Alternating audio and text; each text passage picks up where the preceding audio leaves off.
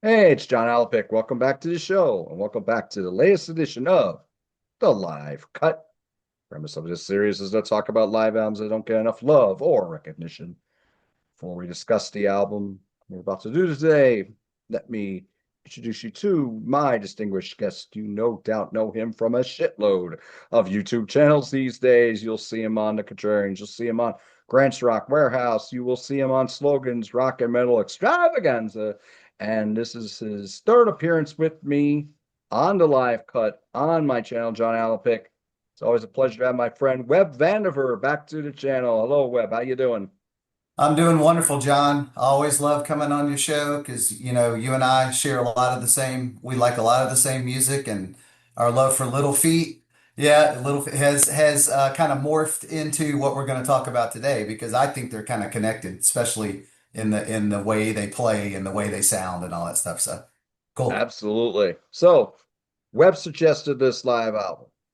Just to let y'all know, I picked this up after Webb suggested it, and what a great album that he suggested. This is the Meters Uptown Rulers live on the Queen Mary. This was recorded on March 24, 1975, upon the Queen Mary ship that was docked in Long Beach, California, just outside of Los Angeles. This was part of a party that was hosted by Paul and Linda McCartney as they were promoting the Venus and Mars release party. Hmm. However, this album did not get released until 1992, and it was released by Rhino Records. This features the Meters in their prime, and this is a wicked live album.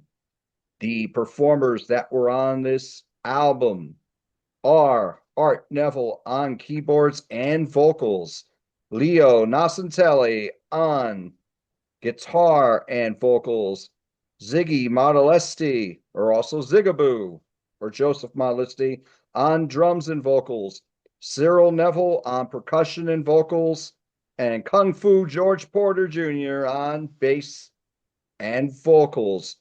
Art Neville is the only member of the Meters who is no longer with us. Hmm. So, Webb, when did you first get acquainted with the Meters music?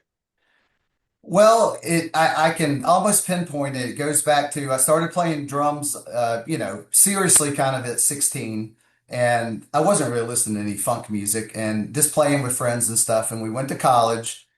Um, when I was around 20 years old, we were getting together with some guys, and the bass player showed up and we jammed for a little bit. And it was like, man, this guy is really funky. I don't think I played with a bass player like this before. This is something new. And we did it for that hour or so and drinking some beers, hanging out like college kids do. And he goes, well, one of my favorite bass players is George Porter Jr. And I don't know who that is. He goes, oh, the Funky Meter. He was calling them the Funky Meters, which a lot of people call them.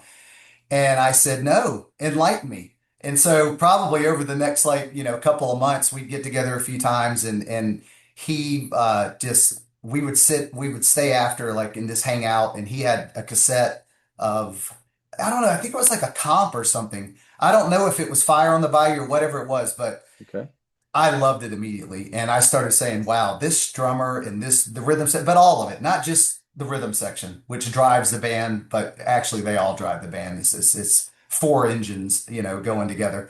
And I just suddenly, he turned me on to funk music by talking about the Meters and introduced me to the Meters. And I've been a fan ever since. And I didn't hear this live album though that we're going to talk about until my roommate, who was in that band with us and played guitar, and he played a lot of rhythm guitar. He couldn't quite play like Leo though, but he had that thing going. And he came in. I don't know if he had been to a record store in Athens and came back with this. So it must have been 92, right? I was still in college in 92 and about done. And he came back with this and he said, and he just popped it in the CD player. It wasn't, and we just listened to it probably every day for I don't even know how long. And we especially, when we talk about the tracks, I'll tell you the one that we listened to over and over and over again And that was my introduction. And so, since 1992, for the last 34 years, I've made it a point to turn as many people on I can to the meters and just their wonderful music. And it's been successful. So there's some people who've been like, "Oh my God, thank you for introducing me to these guys. I had no clue." And they're connected, and we'll talk about it, to so many other bands, I think, too. And so many people love them, as you'll see by the guest list when we talk about, because I pulled it up and I said I couldn't believe some of the people that are at this party. And they were there for McCartney, obviously, but come on, they were there to see the meters too. I mean, that had to Oh be the yeah, icing on the cake. Yeah, that was the icing on the cake. So, exactly. mhm. Yeah, so with me, I first heard of meters when the Red Hot Chili Peppers covered Africa on Freaky Styley, but they called it Yeah, Hollywood. And yeah. I didn't have that cassette, but I had the cassette for What Hits, and I think that was on there as well. Hmm. Fast forward many years later, was going to the Mock Chunk Opera House with my friend Jack, rest in peace. And Oh, the one night he said, I don't know why they just keep playing these meter songs over and over again. And I go, this is the meters? And he goes, oh yeah, they're just playing a mix CD by the meters over and over anymore in hmm. between bands. Yeah, I was like, oh, this is good stuff. yeah, And I knew Sissy Strut yeah. because Sissy Strut got played on oldies radios. That's how I Hmm. knew that. But I didn't know these other songs from the 70s. So when Jack told me that, I picked up the original album series, and this was probably 10 years ago or so. Hmm. And this has Cabbage Alley, Rejuvenation, Fire on the Bayou, Trick Bag of New Directions. Trick Bag of New Directions, I think they were going a little more disco on those albums, but the first three, I think are Yeah. still wicked, Hmm. particularly Rejuvenation. I think that's outstanding album. Yeah, So, I would agree. Yeah. yes, yeah, to me, that's a 10 out of 10 album to me. Hmm. Yeah. So that was pretty much it. Never saw them live, but I saw George Porter Jr. last year. He Oh, opened for the Black cool. Crowes up at Bethel Woods in Bethel, New York. Ooh, wow. That had to Yeah, be fabulous. yeah. George Porter Jr., the Hong Kong Fooey of bass players, man. I mean, he he was playing sitting down, Yeah. but he could still throw a Hong Kong Fooey chop, man. He was still kicking ass and taking names. And half the set was meter songs. Oh, that And I had to believe be they just. played Ain't No Use that night. They played Ain't Hmm. No Use that night, and they think they might have played Hey Hockey Way that night too. But yeah, they put on Wicked set. It Wow. was only like 45, 50 minutes. But yeah, George Porter Jr. could still bring it. Oh, yeah, I'm sure. Yeah. But yeah, I don't have an extensive history with the meters. I knew they were an influence on Little Feat because they Little Feat went way into this New Orleans sound on Dixie Chicken. But and I knew that they played on a lot of other albums, but I never really dug further. So Hmm. when I picked this up upon your recommendation, yeah, Wicked. I was Yeah. floored. Oh, So yeah. we're going to talk about this album today. This was produced by Alan Toussaint, a big, huge Hmm. name in New Orleans music, Oh, yeah. and Marshall Seahorn. Again, this was a archival release, and it was originally recorded on March 24, 1975. So, Webb, what do you think are the highlights on this album?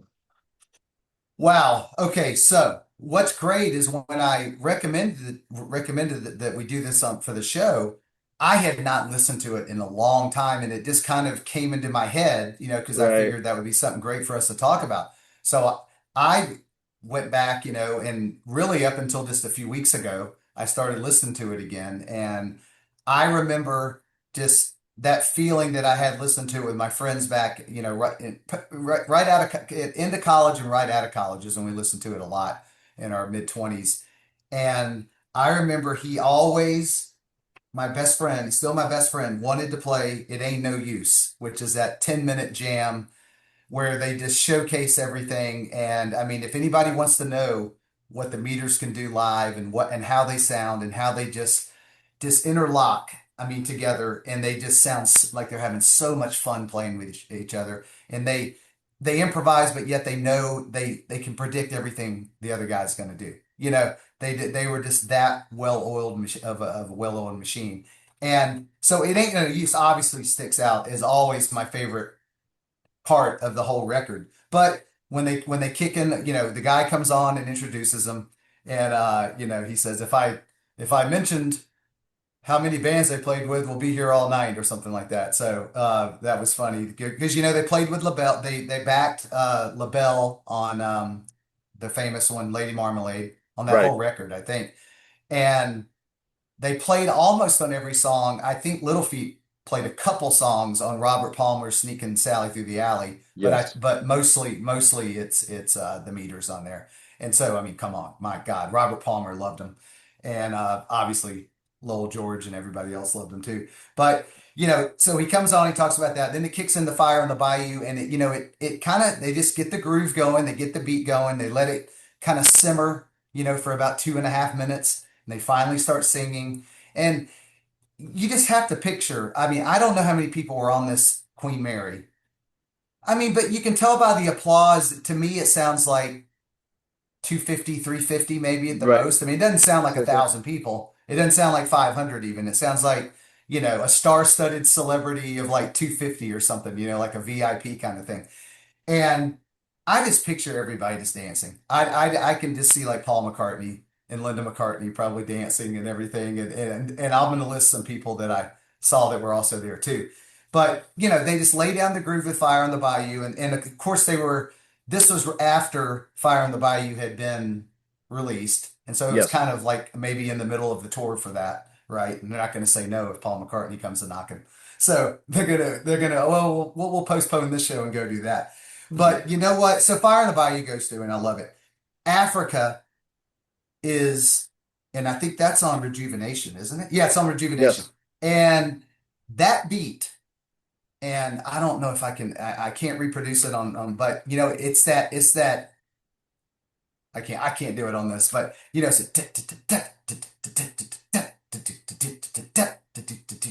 with these little flames.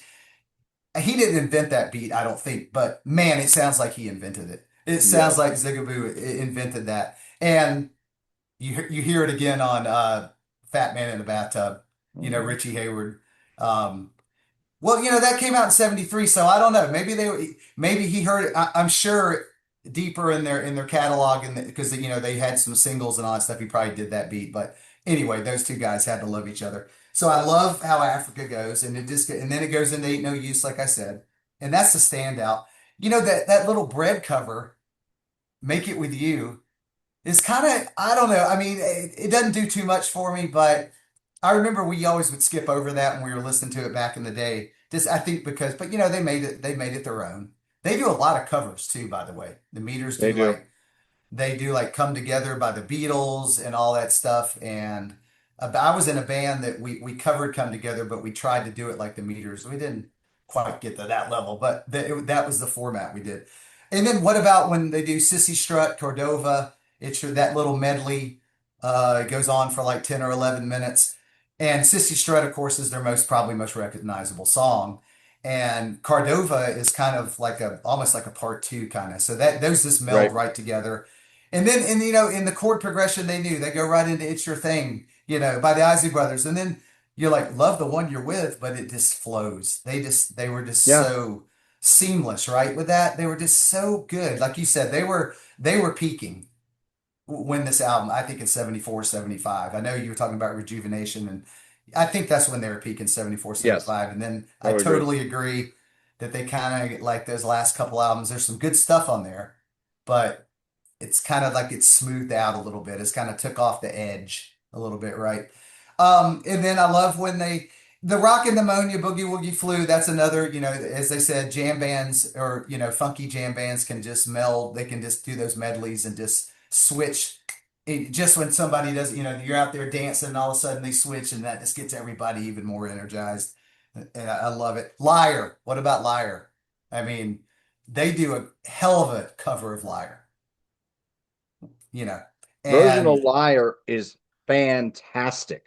it's absolutely fantastic. And the studio version they do of it too is pretty cool too. I mean, granted, Three Dog Night does a great I mean, they do a great version of it too. And but I don't know, they take it to another level. I love They it. do, no doubt about it. And then of course, yeah, and then of course, they end with the Mardi Gras. Well, not end with Mardi Gras. Then they go into Mardi Gras Mambo, which is kind of their signature sound too.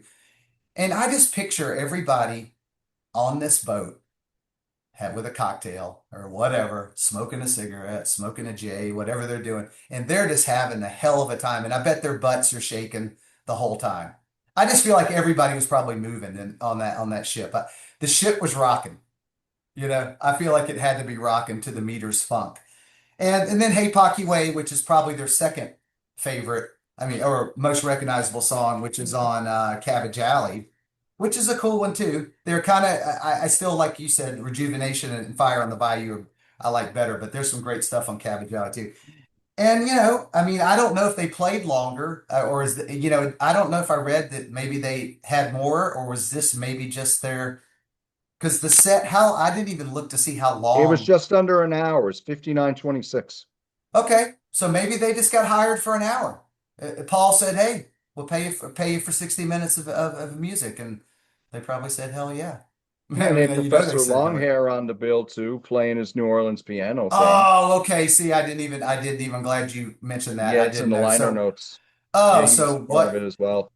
Yeah, because see, I don't have that CD. I just always looked at it from my best friend, and he had it, and there was no reason because we lived together after college, and there was no reason for me to get it. It's amazing I never picked it up, and then I'm glad I suggested it and you did because I did not know that. So that had to be a hell of a party.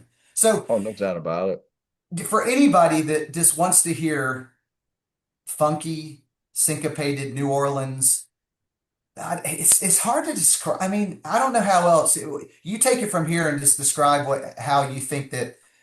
How would you describe the meters besides just saying they're funky and they kind of invented the New Orleans funk sound? Other than that, I don't know what to say about them, There's a about lot their more sound. polyrhythms.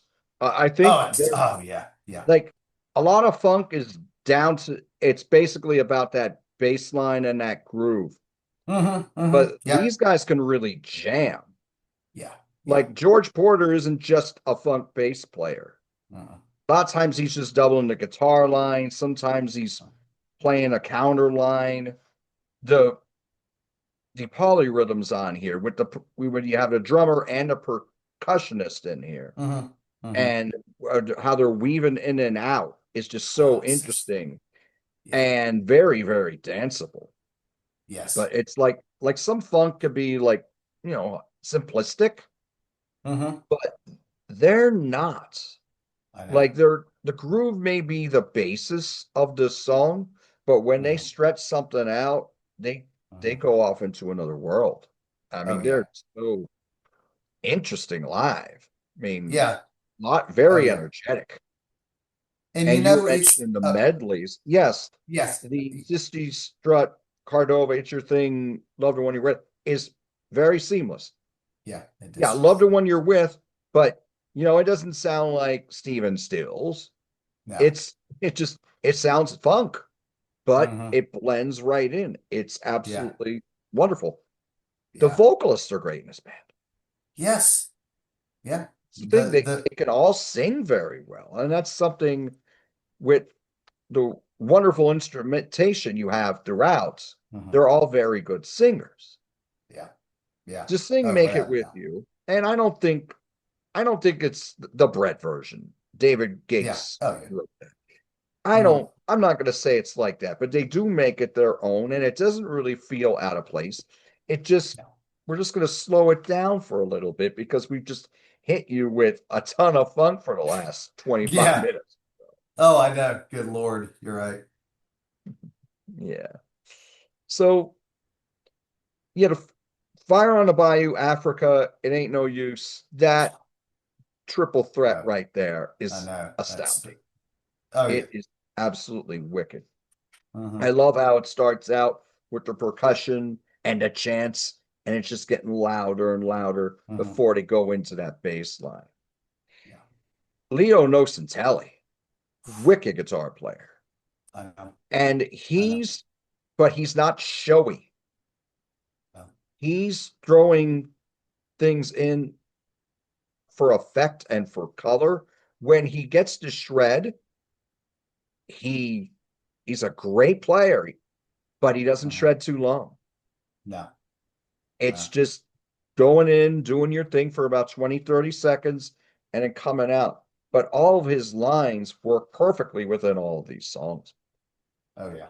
I didn't really know Leo's work until the meters. Uh-huh. And it's just that he doesn't do, like, for a guitar player, he doesn't do a lot compared to another guitar band, like other Yeah. bands. Uh-huh. Even if you compare him to the guys who played in Funkadelic at Parliament, Yeah. Funkadelic was more of a guitar band, Yeah. particularly in the 70s. Uh-huh. But I think what Leo does here, he's just got a lot of taste and a lot of fire Yeah. in his Yeah. playing. And his lines are always memorable and they always fit in with the song. Wicked player. He's just Yeah. not a showy player. Right. Totally agree. So he's an outstanding player. Zigaboo and Cyril. And Cyril was the newest member of the band at this point. Yeah. Uh-huh. Zigaboo's the one who's really laying down that foundation. Wicked player. Uh-huh. He's, Oh, yeah. I mean, he is outstanding. I mean, he's like Herbie Hancock's Headhunters. He's outstanding. I mean, he Right. could have fit right into that band. Well, there's Look nobody what that Michael he Clark plays was doing. these. Yeah, he does. Yeah, that's, I can't believe you said that. It's awesome because he plays these linear grooves where he just kind of hits, it's just where right hand, left hand, hi-hat, and kick, but they're not playing at the same time. So, I mean, like he invented, I mean, that drum beat on Sissy Strut and all that stuff. And oh my God, I mean, everybody tried to play like that. And Mike Clark did. He did a lot of that same Mhm. stuff too. And it's just wow. There's no, I don't think there's another drummer except Richie Hayward trying to doing some of it that sounds like Zigaboo. Yeah. And the thing I always said was nobody sounded like Richie, is what I would say forever. You Mm-hmm. know, Mm-hmm. Yeah. but now I hear where Richie got it from Mm-hmm. or influenced him a little bit Yeah. Yeah. because he was already a great drummer Oh yeah. on those first two albums, the self-titled and Sailing Shoes, but he was playing depending on what they were doing, but they weren't really doing too much funk yet. It was Right. on Dixie Chicken that they were doing it. And their funk Mm-hmm. wasn't as hard a funk as this. Straight Right. up. I don't think they Yeah. ever were this hard a funk. No. Like even on No. like a song like Skin It Back. I mean, that's a cool fun tune, but I don't know if Yeah. it ever gets hard like a song like Fire on the Bayou or It Ain't No Right. Use. Yeah. Yeah. But Richie Wow. Hayward was amazing. I mean, how much studio work did he do with other bands? And Yes. Oh yeah. amazing little feat. Mm-hmm. My highlights are similar to yours. Make It With You is great to slow things down. I like the first medley we have. The second medley I think is good, but it Yeah. doesn't stand out to me like the other one does. But I still dig I it. agree. And Liar is Yeah. fantastic. Oh yeah. I love Mm-hmm. Three Dog Night's version, but this one's just I like this a little better. And it's Yeah. because of that groove they're laying out. But the vocal line's fantastic too. Yeah. It Yeah. sounds the way they're playing it, it sounds like it like I'm watching SWAT and that's playing in the background. You know what I mean? Yeah. Yeah. Oh, I remember that. Remember that opening theme. Yeah, I Oh mean, my it was God. just fantastic. Mardi Oh yeah. Gras Mambo was written by the Hawkettes, Okay. and Ivan Neville was in the band, or I'm sorry, Art Neville. Art. Art Yeah. Neville was in that band way back in the late 50s. So Hmm. this is where I mean, that was their most famous song, and then Art brought it in with with the Okay. Neville brothers and with the Yeah. Meters. Hmm. So this I like. I think it works well because we have a New Orleans theme here with the music between Professor Longhair being a New Orleans R&B Hmm. piano player and then the Meters from New Orleans, and they have that kind of feel in their sound. So I think it Yeah. works well. I don't like it as much as some of the other tracks, but it's still pretty cool. and Yeah. it's only like 3 minutes, Yeah. but Yeah. it's going to get everybody into it. Yeah. Hey, Pocky Way, I think is killer. Yeah. Yeah, Oh yeah. that's a perfect closer right there. Yeah. That's wonderful. Like a lot of this album is Rejuvenation and Fire in a Bayou are the albums that they play a lot from Hmm. on this album. And to me, I mean, I don't know all the albums by the Meters, but those two are my favorite. Those are the ones I go back to. I was listening to them today. Rejuvenation, I think, is a sick album. Oh, Fire in a and it's Bayou is this. pretty good. Rejuvenation, Yeah. they couldn't do anything wrong on Rejuvenation. Oh, I mean, it ain't no use. But then you got what is it? Oh, sorry, I'm looking at the right one. What's the one I'm thinking about? It ain't no What You use. Say is amazing. What you Just Kiss say? My Yeah. Baby's amazing. Oh yeah. And then people say when it starts out, the meters have a formula, but not formula where it's like so they have this formula of funk that I think people expect from them and they deliver it every time. And it doesn't, I don't think people get tired of it. I mean, like I said, I just keep thinking that I could just see everybody at this party just having the best time. I mean, like if you said I want to have a dance party, you hire the meters. I mean, Yes. that's just what, and at the time, of course, I think they opened, I don't know if it was in the I think 74, 75. They opened for the Stones somewhere around there. The Stones loved them, right? Mick was at the party, Yes. Yes. and this was right before they would open for the Stones in Europe. Okay. There you go. And I even read that Zeppelin loved them. So, I mean, I wonder if, the crunge came out of James Brown kind of thing, but still, it kind of feels like they started getting a little funky, and they were funkier by the time they got to Presence too, with like Hot Song for Nowhere and For Your Life and things like that. They Oh, kind of yes. and Royal Orleans. Okay, there you go. So I think the meters influenced like you had to be really cool and hip, to know just how good they were. And going by, I'm going to read the guest list. This is this song. I actually probably could have put in the complete guest list. This is telling me that it can tell me that, but okay, you got George Harrison, you got Bob Dylan, Joni Mitchell was there. I mean, Sweet. that's like the other end. But yeah, it says Joni Mitchell, unless Google Gemini is fooling me. Carole King, Marvin Gaye, Nice. members of the Faces, Phil Everly, Greg Allman, and the Nice. Jackson Five, and that's and then it says that there was a lot more people there even too. I mean, the famous people, but that's a hell of a crowd. I mean, that's a lot of Okay. different genres, right? Of people that are Hmm. coming together because this band it makes you happy. I mean, it's just a feel good vibe and funk, and you can't help. I can't dance worth a crap. I can drum really good. I can't dance worth a crap. But if the meters are playing, give me a couple of beers, and I'm gonna go out there and just dance and not even care. And I think that's probably what the meters evoked in people. I'm gonna get out there and just have a hell of a time. And they had a way, and I know I know you'd agree. It feels like the meters had a way just to kind of pull people into a common kind Yes. of theme, right? Because they had the chants, like you said, like the vocal chants, and it was repetitive, but it kind of like is hypnotic, right? Yeah. I mean, yeah, Perfect vibe. yeah. And I just think that it was alluring. It pulled people in, and it's amazing that, I mean, I don't know if it was very I don't know how people didn't buy Rejuvenation. I mean, I don't know if maybe the record company didn't, promote it enough. I don't know if everybody just said, "Oh, that's a New Orleans sound." I don't know what. I'd love to go back and figure out why, especially, these two records didn't sell much. I just don't. It doesn't make any sense. It's Doesn't make weird, any like sense. when they started out as more of an instrumental band, those Yeah. albums Hmm. seemed to get more of a push, and those songs were getting played more on the R&B charts and a little bit on the pop charts. I think by the time they got to Rejuvenation, where they Yeah. really peaked, Hmm. it I don't Hmm. think they were getting the push anymore. And I, this was I, on Warner Brothers.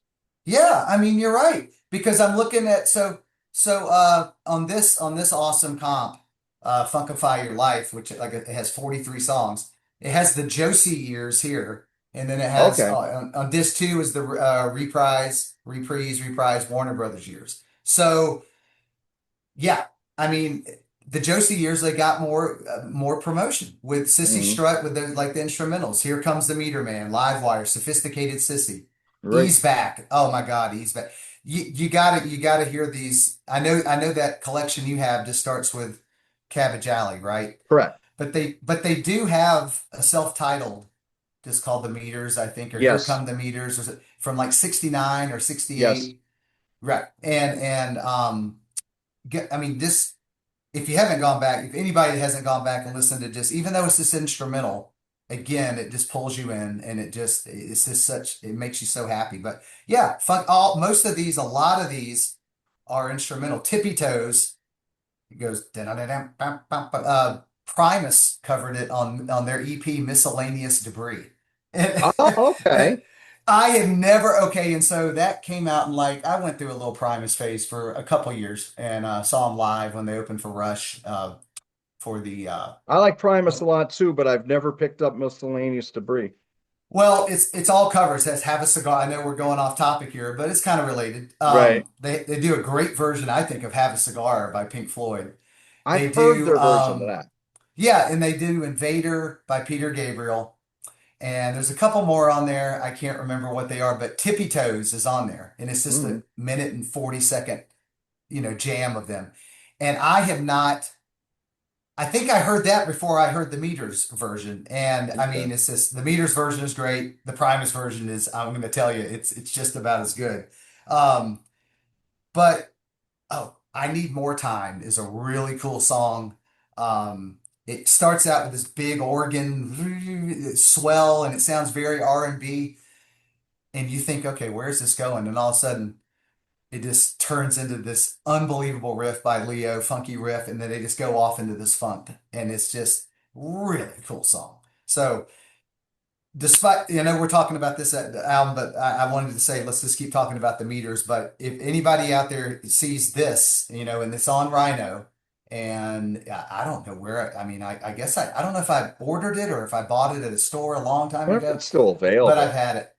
I don't know, Maybe it's that'd have to be a awesome. Discogs find. I mean, I wonder if Rhino still has that available. I'm not sure if it Yeah, came out in '95. Because a yeah, I lot of was those gonna they see. don't they make a lot of copies of, you know what I mean? Look at Oh, those guys. nice. Look at those badasses. I mean, that is just like that tells you right there. That must be Fire on the Bayou because there's five of them there. So I think yeah, there's Cyril right there, right? He's Yeah. the yeah. I mean, why wouldn't you want to just hang out with these guys? I mean, they just look like badasses. They look like they know they they're so good and they know it, but yet they're not flashy, right? They just play what they want to play, and they know that everybody's just gonna dig it. I mean, they just play like they know you're gonna dig it. Like we're about to deliver the goods, and Mhm. here we go, ladies and gentlemen. So Nice yeah, stuff. yeah, So, Webb, how hmm. would you rank Uptown Rulers live on the Queen Mary by the meters on a scale of 1 to 10? Okay. Now sometimes I get kind of jabbed for not giving like oh I really love it, but I give it an 8.5. I don't throw out nines and tens too much, but if you for a live album and how good they are, and it sounds great. It's recorded great. Sounds good coming through some anything with some big woofers or a really good car stereo. I'm gonna say I'm gonna give it, despite the like that one the medley that you said, didn't really go, the Rock and Pneumonia, Boogie Wood. That seems not out of place. I don't want to say it's out of place, but that would be the only reason I wouldn't give it a 10. So I'll give it a 9. I'll give it a 9 out of 10. Right here. Yep. I give it a 9 out of 10 for the exact same reason that Webb would. I Mm, think it's killer, yeah. except for that second medley, and that medley is still good. Yeah. And Mardi Yeah. Gras Mambo, it is trip a trip back to their roots. And it's Hmm. near the end of the set, so well, I'm not as high on it. I mean, it's cool, Yeah. Everything else on here is wicked. Playing's wicked. The Yeah. grooves are wicked. The Uh-huh. rhythms are wicked. The Uh, vocals are outstanding. They have such a rapport amongst each other. uh-huh. Yes. Fantastic band. I mean, they you could dance to them, but you can also really admire their musicianship. Uh-huh. Everything falls into place Yeah. on here. It is a Yeah. wonderful live album, and I'm Yeah. only sorry that I haven't known this album for a few decades before now, because Right. it's an outstanding album, and it's better late than never. Uh-huh. I got into the meters a little bit later, but I Uh-huh. totally dig. I mean, I'm going to pick up all the rest of their stuff because I only believe they have three or four more albums outside of ones that I have. Yeah, I Or think. maybe I'll get Yeah. my hands on that compilation from Uh-huh. 95 if I can. So Yeah. it's I've it. got one more little Oh, I don't know how this fell into my lap. I don't know if I accidentally I would never take someone's CD, but for some reason I have this thing called the Meters Jam, and it's like a comp of okay. most of their mid 70s stuff, like but not so it's like those everything in there says recorded in the mid 70s. It doesn't even give this was on the Rounder. It's on Rounder, and it says Okay. Modern New Orleans Masters. And okay, look at this. It came out in 92. So was 92 like a year where they started like looking back and finding stuff and Possibly. say, yeah, we got to get this stuff out to the public. But what's cool about this, even though some of the songs on here, like Come Together's on here, Stretch Your Rubber Band, People Get Ready. I mean, these are all covers. It's too late. That must be the Carole King, Okay. right? That maybe that's why she was at the show. Probably why There she you was at go. the show. And then there's one that's called Meters Jam, Bo Diddley. I haven't listened to this CD in a long time. But what's cool is the guy who wrote this up, who does it say? Don Snowden. Don Snowden. He just has about like a little 10 paragraph, little 2-page thing talking about him. And it just, it's awesome to read about. It's I just full wonder of, if it's the same interview that I have in here in the liner notes, because this was it all might, also written by Don Snowden. okay, it might be. And Does it say, yeah, you damn right, the meters jam? No? actually, it says, say what you will about Paul and Linda McCartney. They sure knew how to throw a party back in 1975. And then Okay. it goes into a brief um, analysis of their career. He Okay. talks about Okay. the album, but he talks about how they started out, and Professor Longhair was on the bill, and that this Mm-hmm. was their first live collection. Yeah. And he talks about how they made their reputation with instrumental pop hits like Look Up High Pie and Sophisticated Sissy and Ease Back and Chicken Strut and Sissy Strut. Mm-hmm. Yeah. And they talk about Alan Toussaint's influence on the band, but Oh yeah. it's just this part here. Okay. The rest Yeah. of it goes into the album. At Okay. the end, it just says must have been a hell of a party. And it says this was recorded before they started having issues within the band musically and all that. That happened a Mm-hmm. couple of years later. But Yeah. yeah, so I'm gathering their similar liner notes, maybe Yeah, not. it looks like, yeah, this is a little, maybe he wrote that one first or wrote this little piece first and then added on to it because it kind of does the same thing. But I realized that, yeah, there's so many on this particular one, there's so many covers that he kind of talks about the covers Mm. and the artists that were probably very flattered that they took their songs and made them into funk classics. So, yeah, go back and I think it says, Look at Pie Pie is that one of the name of their I should know it. I Look should Up have Pie this right in Pie front of was one of their first hit ah singles. okay. That was early on. I'm trying to just think what the name of those first all I gotta do is look on my phone real quick. I know that's but those first two records First two before or records, I was think the it first one's three? self-titled. Okay, yeah, yeah. But there's an okay, Look Up Pie Pie first might have been on the second album. Right. First three Thinking albums out of loud the now. Meters. Oh, I know. And I'm sitting here in the middle of the show looking up stuff, but hey, uh, What we do? it happens, right? No, it's because I'm just so interested. Okay, because I should know this. And why is it not? Come on, pull it up. Oh, jeez, really? While It's on my Webb's phone. looking this up, definitely check out the version of Liar on here, or check Oh, out the version on Fire on the Bayou. Because oh my God, if you only know Liar, that wonderful song by Russ Ballard, he wrote a ton of great songs. You only know it hmm for the Three Dog Night version, which is awesome. right. Check out the Meters version. The Meters version is sick. It'll freaking pull.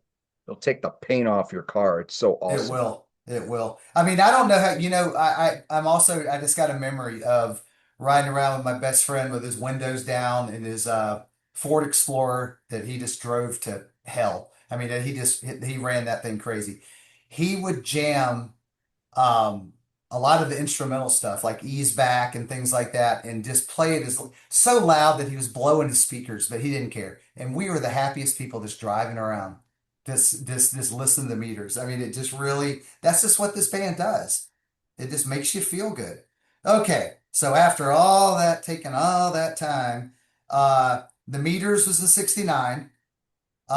Look at Pie Pie was an album. It came out in December of there's a kind of not worth showing the picture, but December of '69. Okay. Oh, recorded in Atlanta, Georgia at Lefevre Sound Studios. Well, you learn something new every day. And wow, it's mostly instrumental, and it said it ranked 218 on the Rolling Stone list of five. Really? It's 500 albums Rolling left Stone. here before you Yeah, die. 500. Yeah, in 2003, 220 on the 2012 revised, and 415 on the 2020 revised. I never knew that Rolling Stone liked the Meters. Well, there you go. So, and then this is Sometimes the you get one it I right. was thinking of. Yeah, sometimes Struttin' is the one from '70. That's the one that has the rooster on the front, has the chick. Oh, okay.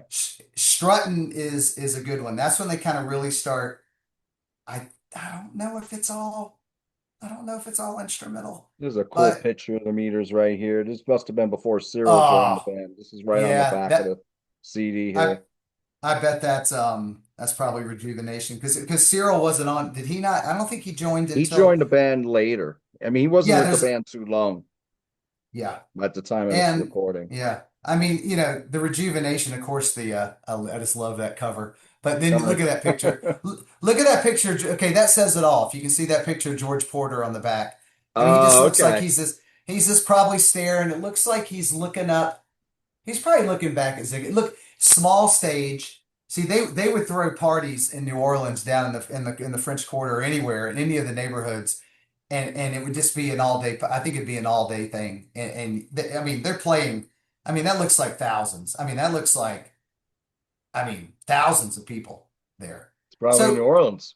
yeah, I'm sure it is. And so it's just it just bugs me that they never blossomed into like a nationwide known band. I mean, obviously a lot of people knew about them, but it's just I wish they could have made some money off of it. Yeah, But definitely. Instead, just yeah. be known as a backing band for so many great records. Mm-hmm. Mm-hmm. But for people that don't realize that, they probably did if they look at liner notes, but they make Sneak and Sally Through the Alley. I mean, they make that. I mean, that's a good record, but if the meters aren't on it, I don't think it's going to be that great of an album. And of course, they're good on LaBelle. I've listened to that album too. But I had looked up some other people they had backed, and I didn't write it down, but I would just go down a rabbit hole and just like Google them and see for anybody watching that doesn't know them and just see who they played with and who they backed. And I guarantee you, you're going to love it. And they did a lot, of course, with that. Alan Toussaint is like the New Orleans legend, right? He's like Yes. the Godfather. He's the Godfather of all that. And the Meters were kind of his band, right? I Yes. mean, I felt like they were. And so there you go. So he knew he's not going to take them under his wing and do all that stuff with them and be so associated with them if they're not just the absolute shit, which is what they were. Exactly. Yeah.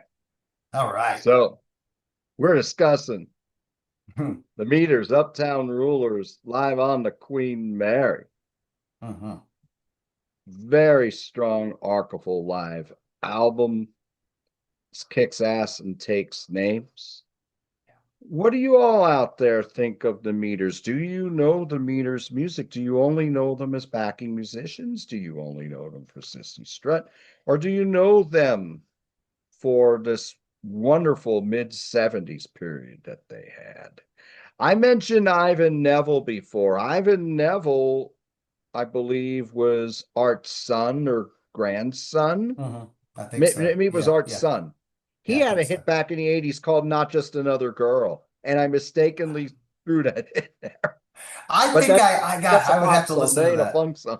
Yeah, I was about to say I might have heard that once. I can't hum it. I can tell you that. I can't If remember the you melody. heard it, you'd be like, oh, shoot, I remember this song. It was Hmm. actually his son, because I think he was born in 59 and Okay. Art Neville was born in 37. So, Okay. Wow.